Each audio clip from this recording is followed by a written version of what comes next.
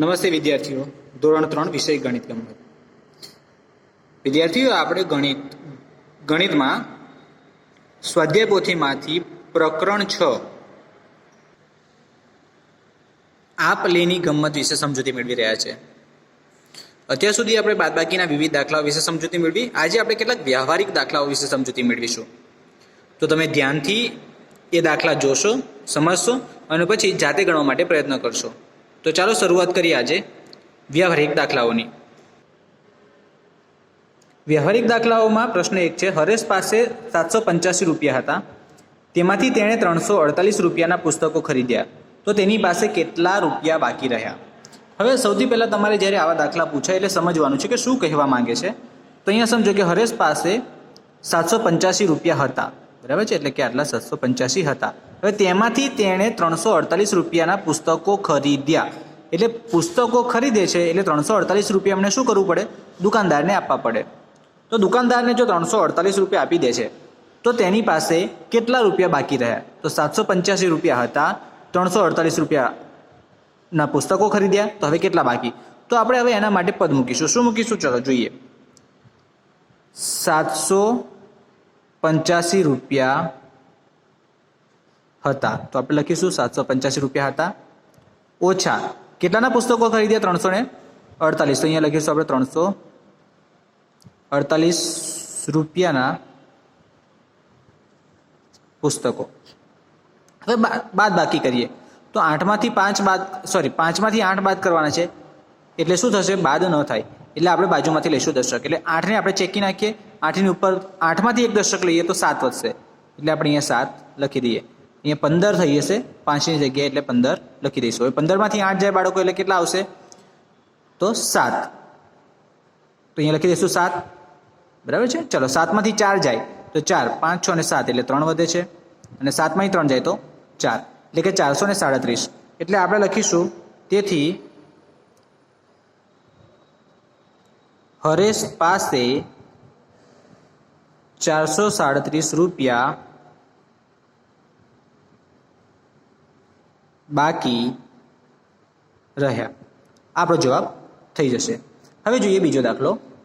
બીજા દાખલામાં શું છે? આપણી પાસે રકમ છે કે ભાઈ મગનભાઈએ 560 કિલોગ્રામ મગફળી પકવી. તેમાંથી તેમણે 775 કિલોગ્રામ મગફળી વેચી. હવે તેમની પાસે કેટલા કિલોગ્રામ મગફળી વધી? તો પહેલા જેવો દાખલો છે બાળકો. અહીંયા જોવાનું છે સૌથી પહેલાં આપણે શું છે? 560 કિલોગ્રામ મગફળી પકવી છે. વેચી કેટલી છે બાળકો? વેચી એટલે બાદ થઈ ને, તો આ વેચી છે. હવે કેટલી રહી? એટલે આપણે શું કહીશું? 560 કિગ્રા મગફળી પકવી. ચલો કેટલા કિલોગ્રામ મગફળી વેચી? તો 375 કિગ્રા મગફળી વેચી. તો વેચી દે છે એટલે હવે જોઈએ આપણે બાદ કરીશું. તો 0માંથી 5 તો બાદ ન થાય એટલે આપણે દશક લેવો પડે. તો બાજુમાંથી આપણે દશક લઈએ, આગળ શીખી જ ગયા છે. અહીંયાથી દશક લઈશું તો અહીંયા વધશે 5 અને 0 ના થઈ જશે 10. તો 10માંથી 5 જાય તો 5, 5માંથી 7 નહીં જાય તો પાછા શું કહીશું? આપણે દશક લઈશું. એટલે 5 પાસેથી આપણે એક દશક લઈશું એટલે 5માંથી એક દશક લઈએ તો વધશે 4, તો અહીંયા થઈ જશે 15. હવે 15માંથી 7 જાય એટલે વધશે 8 અને 4માંથી 3 જાય તો 1 એટલે 185 કિગ્રા મગફળી વધી. એટલે આપણે જવાબ લખીશું. તેથી માટે મગનભાઈ પાસે 185 કિગ્રા મગફળી વધે. તો આ થઈ ગયો આપણો દાખલા નંબર 2. આગળ કેટલાક વ્યવહારિક દાખલા જોઈએ આપણે બાળકો. દાખલા નંબર 3. એક દિવાલ ચણવા માટે 750 ઈંટો મંગાવી. હવે સમજો 750 ઈંટો મંગાવી હતી, તેમાં 495 ઈંટો વપરાઈ ગઈ એટલે એ બાદ થઈ. તો કેટલી ઈંટો બાકી રહી? હવે અહીંયા પણ આપણે શું કહીશું? 750 શું હતું? ઈંટો મંગાવી, બરાબર છે. તો આપણે લખી દઈએ ઈંટો મંગાવી, બરાબર છે. ચાલો હવે એમાંથી કેટલી ઉપયોગ થઈ? 495 ઈંટો વપરાઈ. ચલો હવે બાદ કરીશું.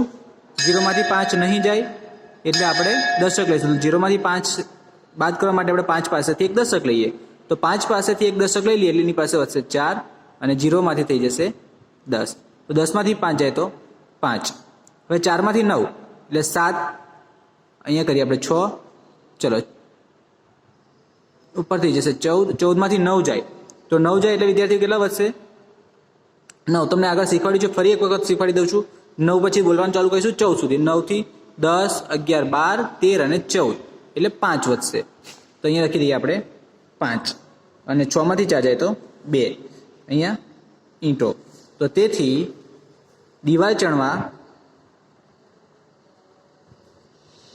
દિવાલ ચણતી વખતે 255 ઈંટો બાકી રહે. આપણો જવાબ થઈ ગયો. હવે દાખલા નંબર 4. તો બાળકો ચોથા દાખલામાં જોઈશું આપણે. તો એક બગીચામાં ગુલાબના અને મોગરાના કુલ 735 છોડ છે. જો ગુલાબના 486 છોડ હોય તો મોગરાના કેટલા છોડ હશે? તો અહીંયા પણ આપણે શું કરીશું? બાદબાકી જ કરીશું. તો બાદબાકી કરવા માટે શું કરીશું આપણે? 735 કુલ છોડ છે એટલે 735 લખી દઈએ કુલ છોડ. બરાબર છે. હવે એમાંથી ગુલાબના છોડ આપણે આપી દીધા છે, મોગરાના શોધવાના છે. તો ગુલાબના છોડ કેટલા છે? 486. તો -486 ગુલાબના છોડ. હવે બાદ કરીએ આપણે. ચાલો, તો 5 માંથી 6 નહીં જાય એટલે બાદ કરીશું. તો આપણે શું કરીશું? 3 પાસેથી દશક લઈશું. તો 3 પાસેથી દશક લેવા માટે 3 ને આપણે ચેકી નાખીએ સૌથી પહેલા. તો ઉપર વધશે 2 અને અહીંયા 5 ને ચેકીને થઈ જશે 15, કારણ કે એક દશક આપણે ઉમેરવાના છે. હવે 6 આવ્યા છે. 6 માં એટલે 15 માંથી 6 બાદ કરીશું તો કેટલા આવશે? ચલો જોઈ લઈએ. 5 પછી 6 સોરી 15 માંથી 6 બાદ કરીએ એટલે 6 પછી 7, 8, 9, 10, 11, 12, 13, 14, 15 એટલે કેટલા વધ્યા? 9. તો અહીંયા લખી દઈએ આપણે 9. હવે 2 માંથી 8 બાદ નહીં થાય, દશક લઈએ તો બાજુમાં 7 છે, 7 માંથી એક દશક લઈએ એટલે 6 વધશે. અહીંયા 12 થઈ જશે એટલે 12 માંથી 8 જાય તો 4 અને 6 માંથી 4 જશે તો આવશે 2 એટલે 249 શું થશે? છોડ છે. કયા છે? મોગરાના છોડ. તો આપણે શું 249 મોગરાના છોડ. તો આપણે જવાબ લખીશું કે બગીચામાં 249 છોડ મોગરાના હશે. તો આવી રીતે આપણે આ દાખલો ગણીશું. હવે જોઈએ આપણે દાખલા નંબર 5. દાખલા નંબર 5 છે આપણો. વિરેન્દ્રભાઈએ ખેતી પાછળ કુલ 800 રૂપિયા ખર્ચ કર્યા. તેમાં ટ્રેક્ટરનું ભાડું 485 રૂપિયા હતું.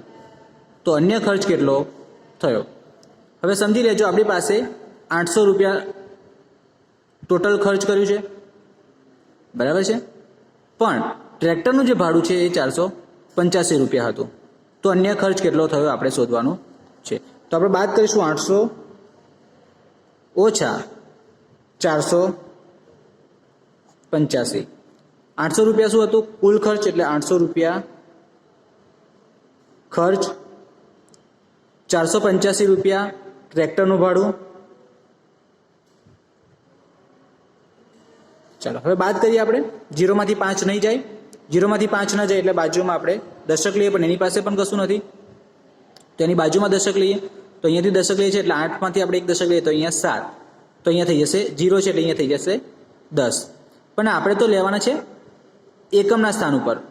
તો અહીંયા 0 છે, આપણે અહીંયાથી એક દશક લઈએ એટલે અહીંયા વધશે 9 અને અહીંયા થઈ જશે 10. એકમના સ્થાને થઈ જાય 10. 10 માંથી 5 જાય તો 5, 9 માંથી 8 જાય તો 1 અને 7 માંથી 4 જાય તો 3. અહીંયા લખી દઈશું આપણે રૂપિયા. તો અન્ય કેટલો ખર્ચ થયો વિદ્યાર્થીઓ? 315 રૂપિયા. તો આ પ્રમાણે આપણે આ દાખલા ગણીશું. આગળના જે દાખલાઓ છે તમે જાતે ગણવા માટે પ્રયત્ન કરજો અને આ જે દાખલાઓ વારંવાર જોશો એટલે તમને આમાં વધારે સમજ પડશે. ન ખ્યાલ આવે તો ચોક્કસથી કમેન્ટ કરીને જણાવજો. તો આગળના દાખલા આપણે નવા વિડીયોમાં ગણીશું, જેની લિંક તમને ડિસ્ક્રિપ્શનમાં આપવામાં આવશે. તો મળીશું એક નવા વિડીયો સાથે. આવજો.